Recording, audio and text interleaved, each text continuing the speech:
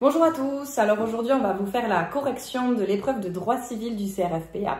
D'abord on va se présenter, on est toutes les deux avocates associées du cabinet C2V Avocats. Moi je m'appelle Camille Prat-Dessus, je suis spécialisée en droit de la famille et droit du sport, principalement en tout cas. J'ai effectué un master de droit privé général à la faculté de Bayonne puis à la faculté de Pau. Et ensuite j'ai tenté à 2 reprises le concours de la magistrature avant de passer le barreau que j'ai eu en 2019 il me semble, et donc je suis avocate depuis 2021. Bonjour, je m'appelle Victoire Adno, je suis avocate depuis 2023, donc c'est tout récent. Donc j'ai décidé de m'installer directement à mon compte, donc avec Camille, pour créer notre cabinet. J'ai un parcours un peu atypique parce que avant j'ai travaillé plusieurs années dans une grande banque française avant de décider de continuer des études en parallèle de mon travail. Donc licence 3, master 1, master 2, puis après le passage du CRFPA que j'ai obtenu, et donc voilà, j'ai prêté serment en novembre 2023. Donc concernant cette correction, on vous précise qu'on n'a absolument pas accès à la correction officielle de l'épreuve. Donc surtout ne paniquez pas si on a dit des choses que vous n'avez pas dit. Si vous n'avez pas du tout pris la même trajectoire que nous sur cette correction, on fait ce qu'on a senti nous, avec notre pratique en tout cas, parce qu'on n'est plus trop habitué à passer des épreuves. Donc pas de panique, c'est juste une piste de correction. On a fait ce qu'on a pu dans le temps qu'on a pu. Donc voilà, ça vous permet juste de savoir à peu près si vous avez raison, mais pas de panique. Commencez déjà à réviser les oraux, c'est important, même si vous êtes sûr de rien. Et puis c'est normal d'avoir des hauts et des bas, de se dire un jour, je pense que j'ai super réussi les écrits, et le lendemain, je pense que c'est une catastrophe. Mais ne restez pas là-dessus, bossez et ça va aller. Donc on va commencer la correction du cas pratique. Je vais faire un rapide rappel des faits que vous deviez faire en tout début de cas pratique d'ailleurs, en rappelant les points principaux qui vous ont semblé les plus importants dans ce cas, qui vont vous permettre à répondre par la suite aux questions. Donc ici on nous parle d'un couple, Monsieur Dupont et Madame Bernard, qui se sont mariés en 2014 sans contrat.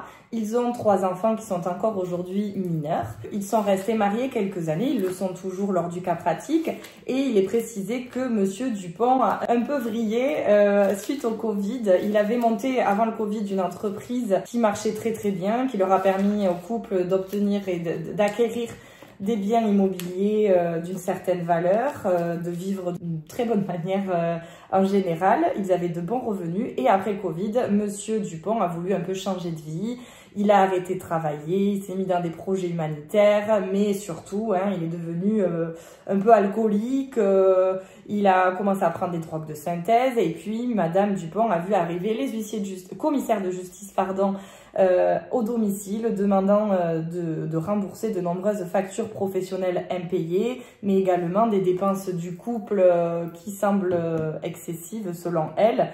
Et il y a de nouvelles poursuites qui se profilent déjà, on nous explique. Donc il y a dans ce cas pratique la question qui se pose, on nous demande d'exposer les risques que Madame Dupont encourt à titre personnel et les différentes options envisageables pour protéger juridiquement ses biens et ceux du couple. Donc ça c'est la question 1 qu'on va commencer à répondre.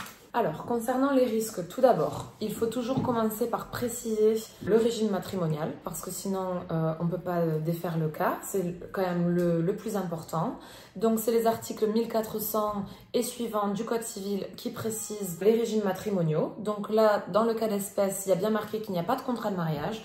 Donc, par déduction, ils sont sous le régime de la communauté légale réduite aux acquis. Ce qui veut dire que tous les biens donc, du couple acquis à partir du moment de la date du mariage sont communs, sauf exception, restent propres les biens acquis par une succession ou par donation. Donc on a divisé en deux dans ce cas pratique, avec une grande première partie les risques et la deuxième partie sur les options envisageables. Dans les risques, on a divisé en 2 petits points sur les risques pour les biens propres de Madame Dupont et ceux du couple. Sur les biens propres, comme on vous l'a expliqué, donc les biens propres, c'est principalement ce qui provient d'une succession, et il y a d'autres, bien sûr, exceptions, même si le régime de la communauté est assez large, la communauté obtient la masse commune du couple est assez large, finalement. Ce qui peut être protégé pour Madame Dupont ici, ce sont ses gains et salaires. C'est l'article 1414 du code civil qui nous l'explique, qu'on ne peut pas aller, un commissaire de justice ne va pas pouvoir récupérer l'argent sur les comptes en banque de madame, sur ses gains et salaires. Donc ça va être protégé. Si monsieur a des dettes énormes, on ne pourra pas aller prendre cela à madame. On nous explique ensuite que monsieur a contracté s'est porté caution à hauteur de 500 000 € pour sa société. Sur le principe, lorsque l'un des deux époux est caution, surtout ici c'est une très très grosse somme, donc il faut vraiment en parler, normalement, et le principe, la loi nous explique qu'il s'agit de la caution d'un bien propre, donc on ne peut pas par conséquent aller chercher madame sur ces 500 000 €. Mais c'est le principe, il y a bien sûr des exceptions, comme pour tout l'article du code civil, hélas. Alors l'exception pour la caution, c'est que en fait, si l'époux, donc en l'espèce madame, donne son consentement, donc appose sa signature sur l'acte de caution, en fait, elle engage, avec cette signature, elle engage les biens communs du couple, alors que monsieur, en signant seul, n'engageait que ses biens propres. Or, si elle donne sa signature, ça engage les biens communs du couple, mais pas les biens propres de madame. En l'espèce, on n'a pas de précision donnée dans le cas pratique, donc il faut exposer les deux solutions. Et juste en aparté, en pratique, évidemment, la banque n'accorde pas ni de prêt, ni d'acte de caution, sans que les deux époux du couple donnent leur accord sur l'acte de caution. Parce qu'évidemment, sinon, c'est pas assez. L'assiette du gage du créancier, la banque, n'est pas assez importante, et donc ils ne seront pas assez couverts. Donc en pratique, ça ne se fait pas. Ils demandent toujours la signature des deux époux. En l'espèce, on ne sait pas, donc il fallait aborder les deux possibilités.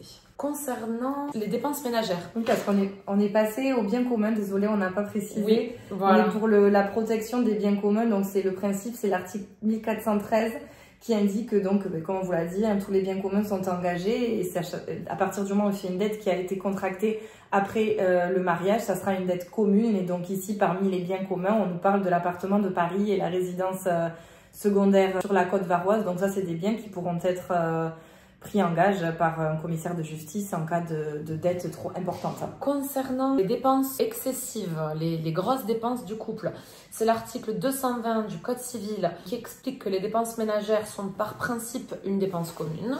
Évidemment, il y a une exception. Donc, ce sont les dettes qui sont manifestement excessives comparées aux dépenses habituelles du ménage. Donc ça va dépendre de chaque foyer, de chaque ménage.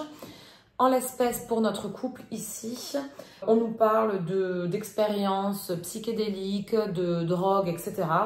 Donc évidemment, ça ne fera pas partie des dépenses courantes, il fallait l'aborder et donc expliquer que par conséquent, ces dettes seront personnelles à monsieur et que madame ne pourra pas engager ses biens propres sur ce type de dette malgré l'article 220 du Code civil. Donc voilà, pour vous résumer sur ces risques, il y a effectivement des risques autant sur les biens propres que sur les biens communs, mais il y a des exceptions qui permettent à madame quand même de pouvoir avoir quelques cartes pour se défendre et maintenir quand même le couple à flot. Sur les options envisageables donc, il y a la première option pour madame, c'est si elle souhaite rester mariée. Donc si elle souhaite rester mariée pour protéger ses biens, elle peut demander une modification de son régime matrimonial et passer dans un régime de séparation de biens pour justement protéger ses biens propres et la totalité et sa part dans la communauté. Et donc, pour protéger cette part, il va falloir qu'elle aille voir un notaire qui va rédiger une liquidation du régime matrimonial en amont de cette modification du régime. Comme ça, dans cette liquidation, elle aura notamment donc la moitié des biens immobiliers, donc celui de Paris et celui de la côte varoise, la moitié peut-être de la société, mais on n'est pas précisé si la société est commune ou non, parce qu'on ne sait pas à quelle date est-ce que la société a été créée. Et donc la moitié notamment des comptes bancaires du couple, des comptes bancaires de monsieur, ce qui va déjà protéger une grosse partie de son patrimoine. À savoir que toutefois, le changement du régime matrimonial n'aura de conséquences que sur les dettes futures, puisqu'il ne prend effet que 3 mois après son inscription sur les actes d'état civil du couple, et donc ça ne va pas effacer les dettes précédentes, mais puisqu'on nous précise dans le cas pratique, il y a de nouvelles poursuites qui se profilent. Pour ces nouvelles poursuites, au moins ça va protéger ses biens. De la même manière, on nous précise aussi qu'ils ont 3 enfants, donc à part sur ce point-là, on peut se servir de ça aussi, en expliquant qu'elle peut protéger sa part dans la communauté en faisant une donation de sa part dans la liquidation, une donation à ses enfants, notamment donc sur les biens mobiliers, sauf que bon, après ça sera pas des sommes qu'elle pourra retrouver puisqu'elle aura fait une donation à ses enfants, mais au moins dans l'idée d'une succession et de protéger le patrimoine pour les enfants, ça peut quand même aider sur l'avenir du moins. Comme autre option, il reste le divorce. Alors ils peuvent toujours rester en couple mais divorcés. Donc en cas de divorce, divorce, qu'est-ce qui se passe? Il faut liquider le régime matrimonial. Donc on liquide, chacun reprend ses propres et on sépare la communauté. Ça permet de protéger, en tout cas pour l'avenir, si l'entreprise continue, perdure, ou pas, si les dettes s'accentuent ou pas. Mais c'est une protection qu'on peut apporter à madame. Et dans la mesure où, dans le cas pratique, en fait, vous aviez en première partie tout qui était très bien expliqué par rapport à la prestation compensatoire. Ça peut vous venir à l'esprit parce qu'il parle de combien d'années de mariage, quel âge ils ont, etc. Et donc en général, ça nous fait tout de suite penser à une éventuelle prestation compensatoire. Donc un divorce, une prestation compensatoire demandée par madame qui pourrait lui permettre de récupérer une certaine somme sur cette liquidation de régime. On ne sait pas si c'était la solution, en tout cas il nous paraissait évident de devoir l'aborder dans le sujet sans en tirer des conséquences, mais expliquer à votre correcteur que c'était une des options envisageables par le couple. En conséquence, eu égard donc aux options qu'on vient de vous expliquer, si le couple souhaite rester ensemble et donc marié, il est le mieux d'opter pour le changement de régime matrimonial comme vous a expliqué Camille tout à l'heure, donc de passer en séparation de biens pour que monsieur garde ses dettes personnelles et que ça n'atteigne pas le patrimoine de madame et donc que son patrimoine à elle ne soit pas engagé dans toutes les activités professionnelles de monsieur. On va passer donc ensuite à la deuxième partie du cas pratique. Donc pour un petit rappel des faits, il s'agit ici de 3 amis d'enfance, Céline, Martin et Benjamin. On vous explique qu'ils ont acheté en 2015 une maison à part égale où ils vont passer les week-ends avec des copains.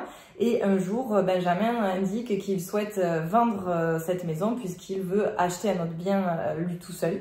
Sauf que Céline et Martin ne veulent pas vendre et surtout s'ils vendent, Martin s'inquiète sur l'apport qu'il a mis dans cette maison à hauteur de 120 000 € pour financer d'importants travaux de réhabilitation. Benjamin ne sait donc pas comment faire pour pouvoir vendre et pour pouvoir sortir cette propriété dans la maison.